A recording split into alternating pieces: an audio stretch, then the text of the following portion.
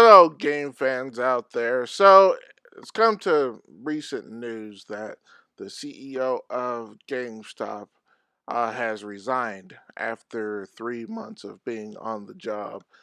And they found a replacement. It's a person who's been there since GameStop has started, but he's only there for the interim. But for a CEO to leave after 3 months for due to quote unquote personal reasons is quite a big deal, and it looks like investors have reflected their belief that GameStop may not be long for this world. It recently traded as low as $12 a share when it was as high as in the mid 20s just a few months ago. And so the question I wanted to bring up to everybody out there in YouTube land is GameStop doomed? So for those of you that don't know my history, I actually have a degree in accounting and finance. And one of my papers that I wrote many years ago was just how GameStop, if they do not adapt to today's times, will have a hard time surviving. So one of my tasks was to read annual reports, and if you actually look at the annual reports for GameStop for several years ago, their biggest profit and source of revenue is obviously selling used games. And any of you older players out there will know that GameStop had a huge history of just exploiting children and people who desperately needed the money. So, let's say you bought a brand new, let's say a game that came out today, God of War, for $60, and you wanted to trade in, they'd probably offer you maybe, $20 or $30, and then put it right back on the shelf for 55. So when the next kid who came in who wanted to play God of War would see, the game for 55, and he's like, hey, this game just came out, so it can't be that bad of a shape. And therefore, GameStop made a lot of money. And sure, developers were not huge fans of that because they weren't making any money off of it and off their hard-earned work. That's a total different discussion for another time. But GameStop made a ton of money off the used software market. In fact, it was in the 60 to 75% of their profit margin because it's all profit. I mean, even after they've sold it, for the second time, that kid will go out and beat it, and if he needs the money, he'll trade it in for 20 bucks, and they'll put it right back on the shelf for $55 again. So it's just a total recurring money maker for them.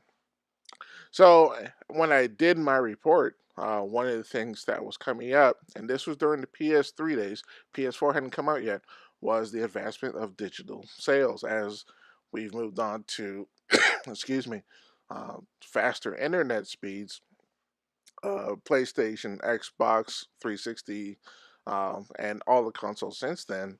Even I won't say GameCube, I will say the Wii and Wii U opened up the market for digital sales, and that had followed after Steam, and so people started buying their games online. And a lot of times you can find those games for cheaper. I mean, I still buy games online now because I can't tell you how many games I have found for $2 or $3 that I'll be more than gladly throw down and then, have it on my hard drive forevermore.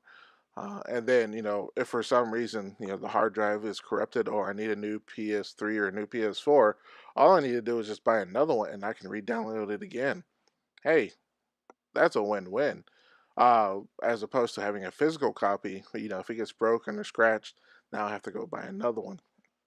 Anyway, to get back on point, the market opened up. You did not have to, well, you can't trade in an old, digital game. So GameStop should have seen the writing on the wall. And on my report, I put, unless GameStop made changes, they were not going to be long for this world. And some of the, one of the things I put was that their stock was going to increase because people were still trading in games at the time.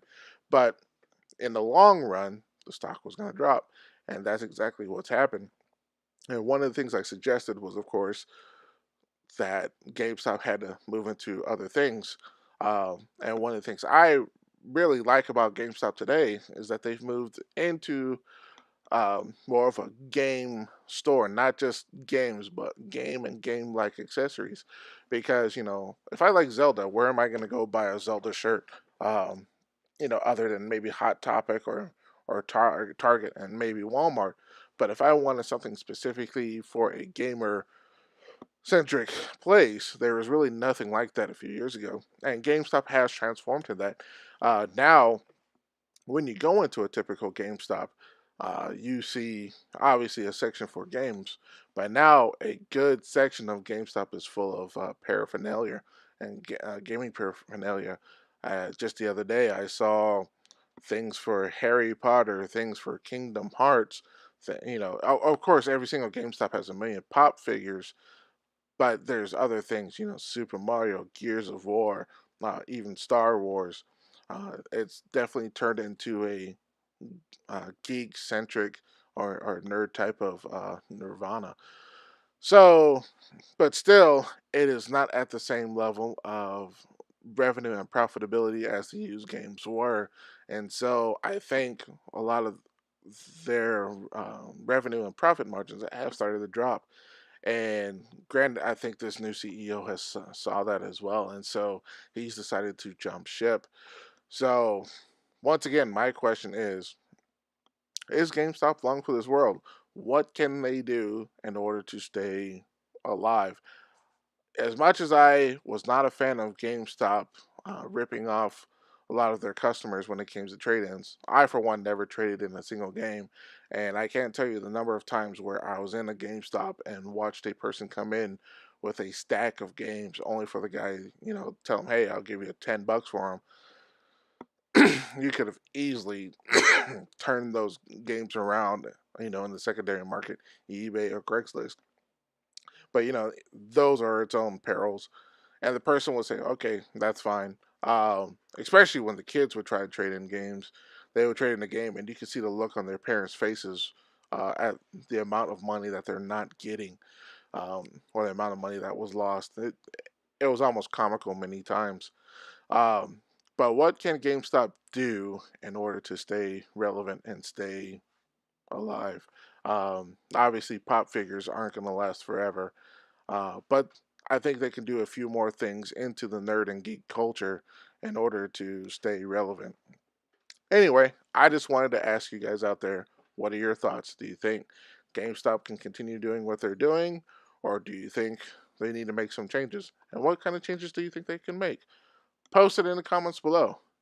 So, if you like this quick rant, hit that like button. If you want to hear more of my rants when it comes to video games, movies, televisions, whatever, you can hit that subscribe button. Anyway, I'm out of here, and I'll talk to you guys next time. Peace out, play us.